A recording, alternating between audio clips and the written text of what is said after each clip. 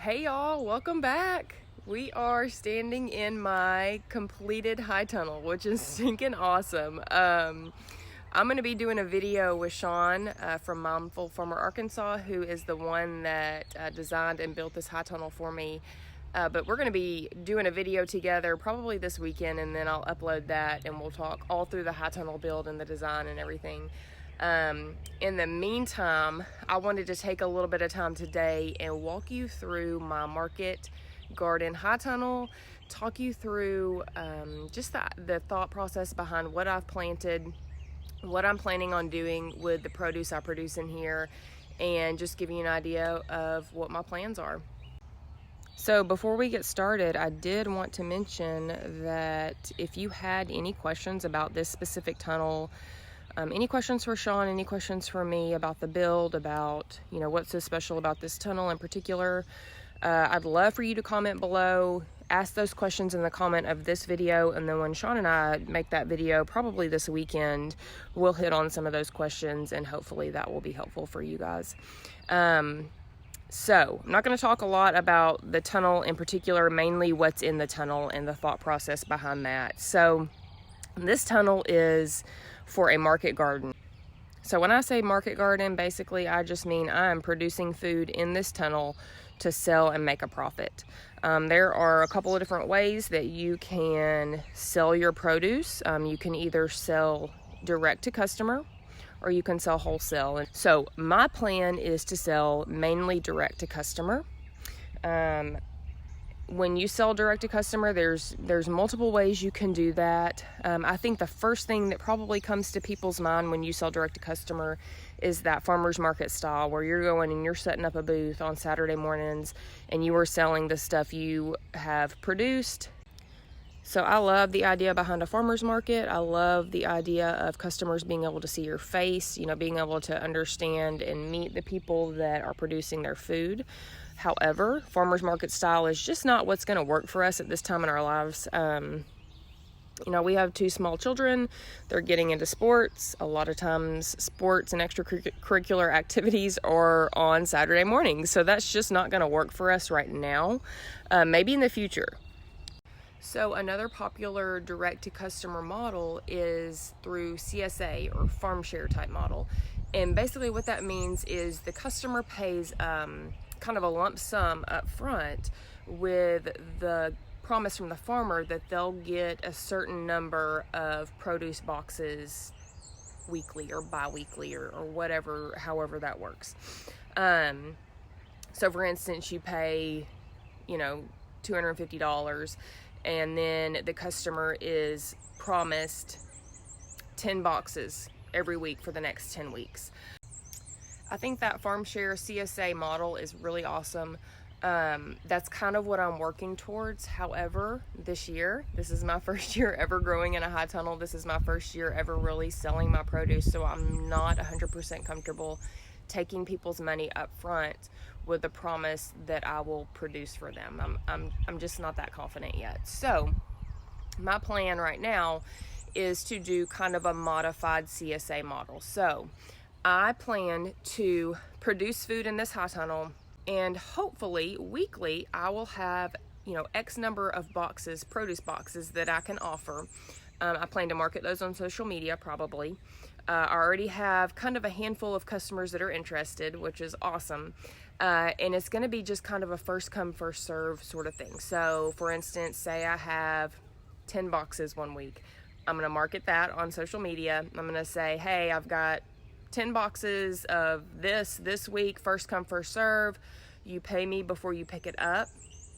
And hopefully they're going to sell like hotcakes. We'll see. I don't know. It may not work. I may have to modify that a little bit. We'll see how that goes. The other thing is delivery. So I live just outside of town. I expect most of my customers are going to come from the next town over, which is 20-25 minute drive to my house to pick up their boxes. I don't foresee people wanting to make that drive. People are busy. Why come out to my farm when you can buy organic produce at the grocery store that's just up the road?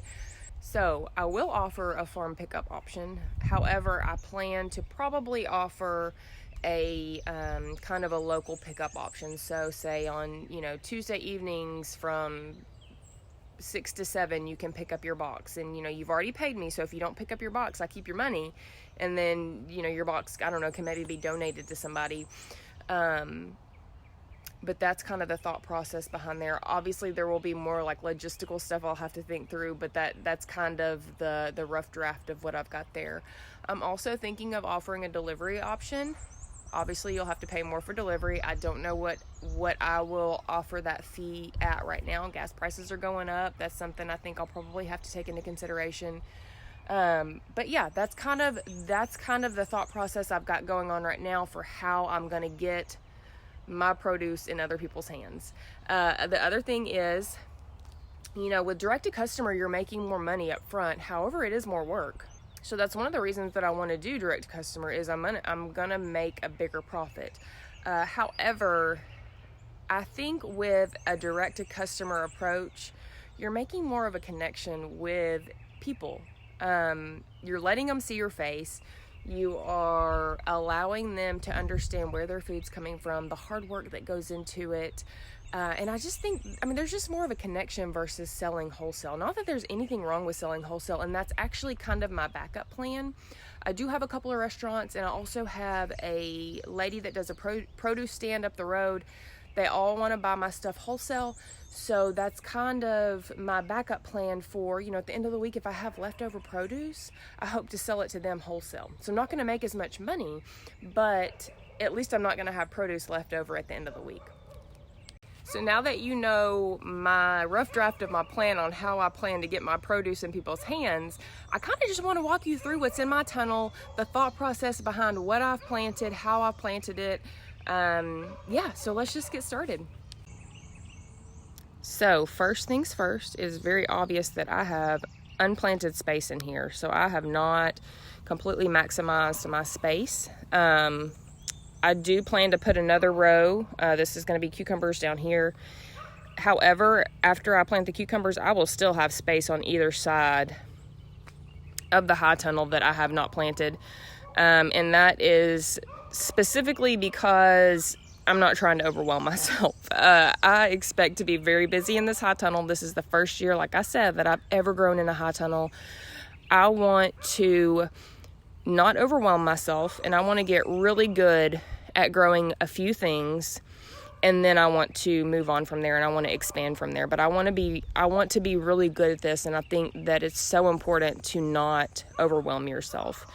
Our personal garden that's just down across from the pond has been expanded exponentially this year. So I'm already going to be busy with that. I'm adding the high tunnel. I think what I've got going in here right now is plenty, and I think it's going to keep me plenty busy, and I think it's also going to produce me a lot of produce that's going to help me make a profit. So we'll start over here. I did want to offer a variety. I'm going to be hopefully offering CSA type model, so I want it to be kind of a variety that I'm able to offer customers. I don't want to just offer only tomatoes week after week after week. So I've got tomatoes, I've got peppers, and then I've got some cucumber seeds that are on the way that will be planted down here.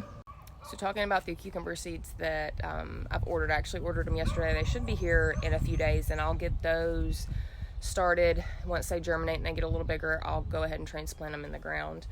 But that does lead me to discuss, I'm learning something new every day. So I have learned that there are specific varieties of pretty much every type of vegetable you can think of that are specifically developed to grow in high tunnels.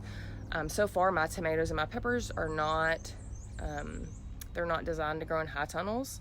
Doesn't mean they won't grow well. They'll be awesome, but there are specific varieties that you can get that will do better in a high tunnel, and that's what I've chosen to do with the cucumbers. So I had already planted my tomatoes, I had already planted my peppers, and then I learned that you can get these varieties that do better in a high tunnel, and I went back and ordered some cucumber seeds. They don't take long to germinate. I can get them in the ground pretty soon, so I don't feel like I'm missing out on transplanting them right now. So for the cucumbers, I ordered 2 different varieties. They're both from Johnny Seeds. So it's going to be 1 row of cucumbers. I'm going to do half the row in slicing cucumbers and then half the row in a pickling cucumber. I want to say the pickling cucumber is called Excelsior, I think. I'll go back and look, and I can put that in the description of this video. And then I cannot remember what the slicing cucumber was called. Again, I will put that in the description. The Excelsior came recommended to me. The slicing cucumber I ordered, I just picked it. A lot was sold out. You know, it's that time of year when seeds are selling out and stuff's selling out. So I just kind of picked it on a whim. Hopefully it'll taste good. We'll see. I don't know. But let me tell you about the other stuff. So I've got a 40-foot bed of tomatoes here. And obviously you can tell that I've planted 2 rows. My tomatoes are planted 18 inches apart. Here in Arkansas, I'm in zone 7B.